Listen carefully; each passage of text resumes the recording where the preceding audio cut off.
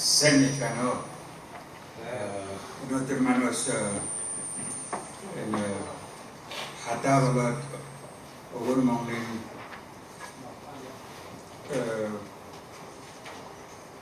хатаагаад өвөр Монголын үсгээр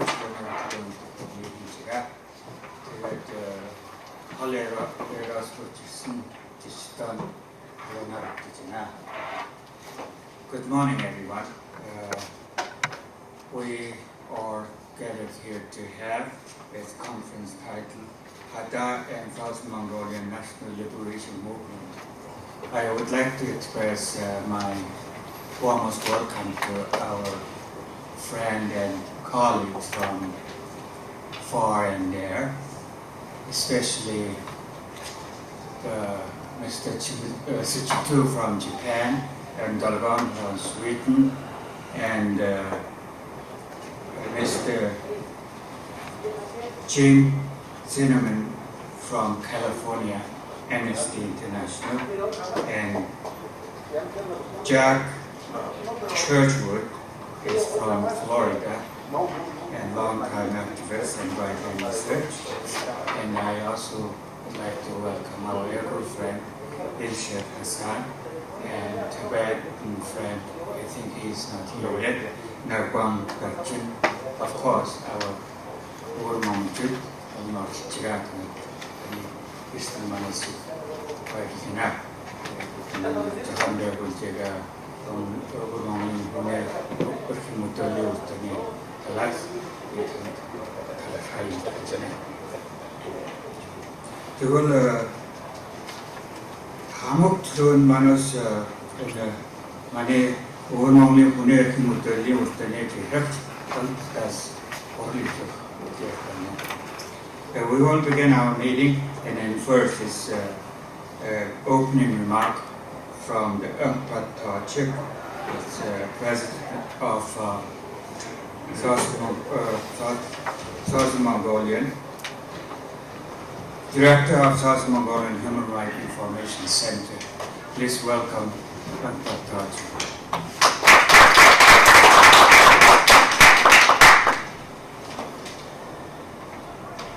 Samachano,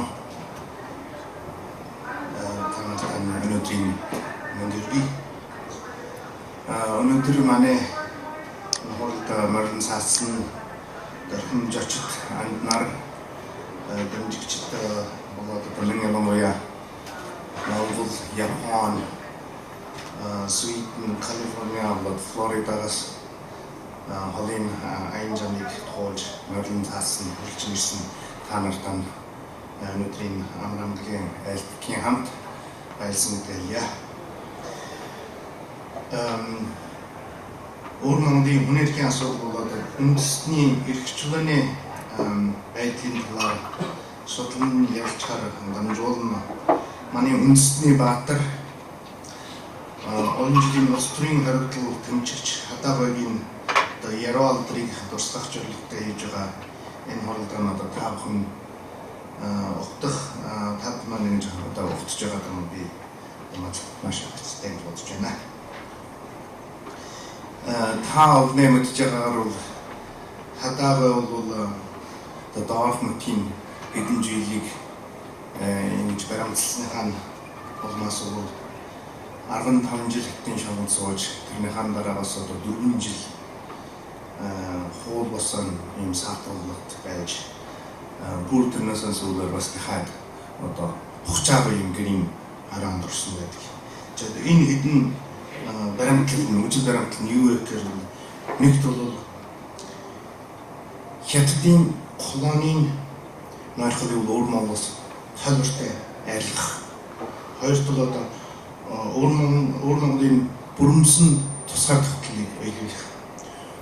Гуравт бол бүр одоо сүүлийн эцсийн одоо зорилго гэрчин тусгаар тогтноос нь Монгол улстайгаа нэгдэх.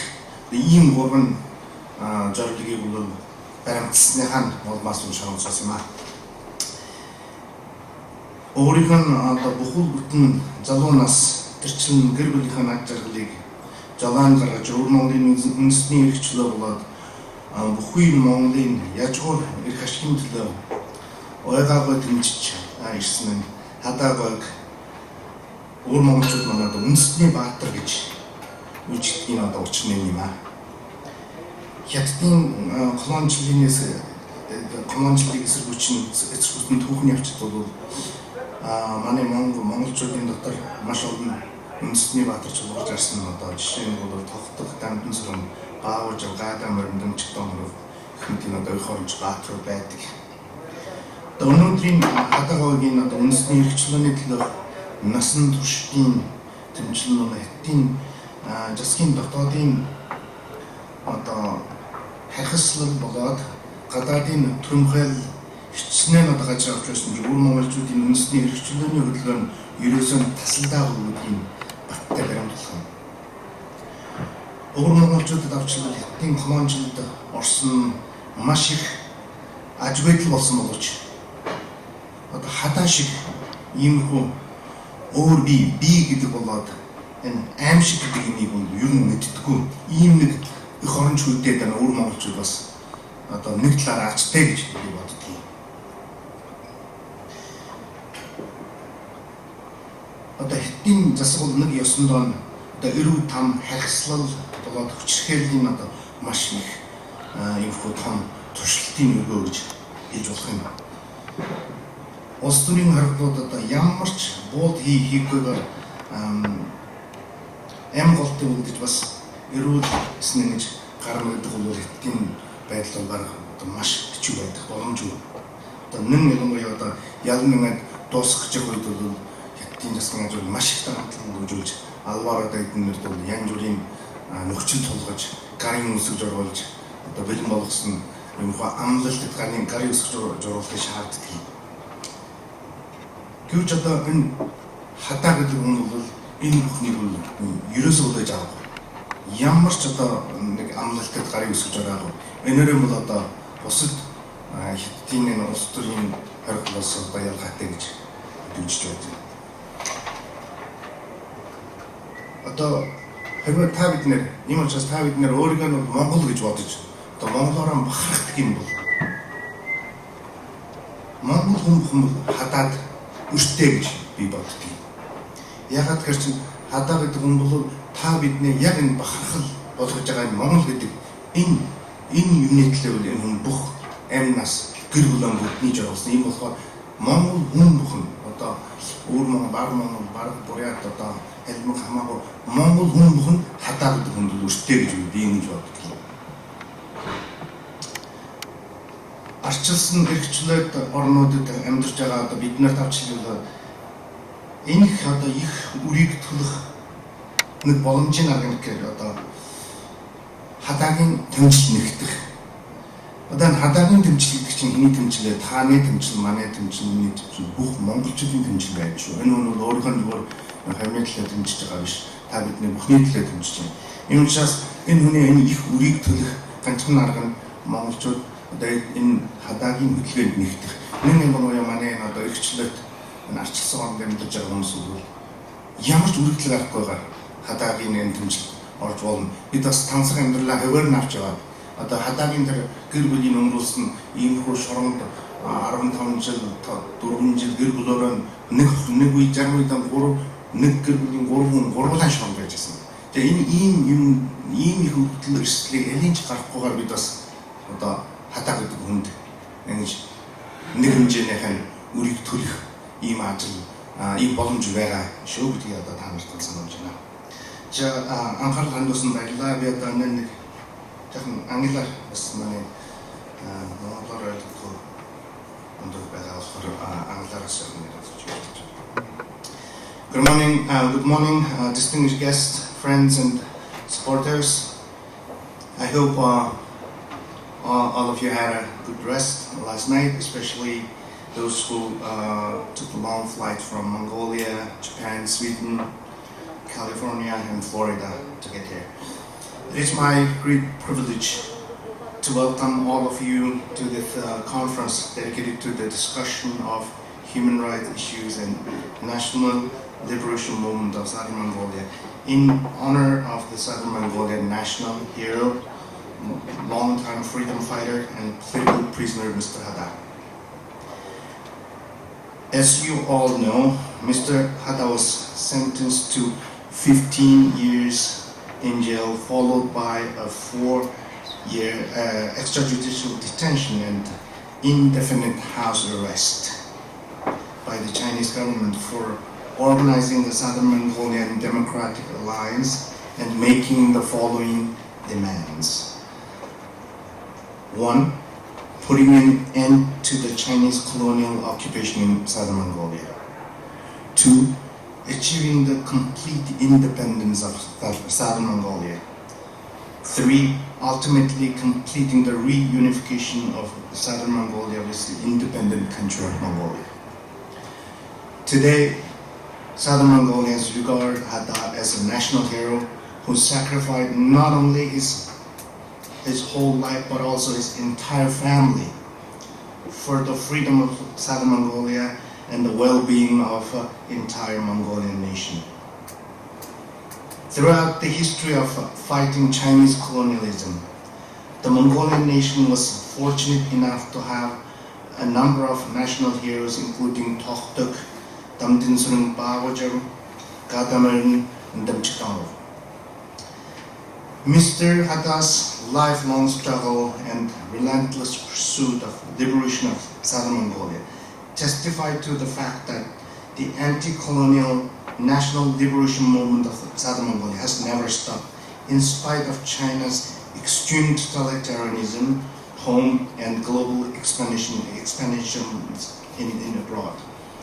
It might have been Southern Mongolia's misfortune to be occupied and colonized by China, but it is Southern Mongolia's fortune to have a son like Hada, who is completely absent of sense of self and fear.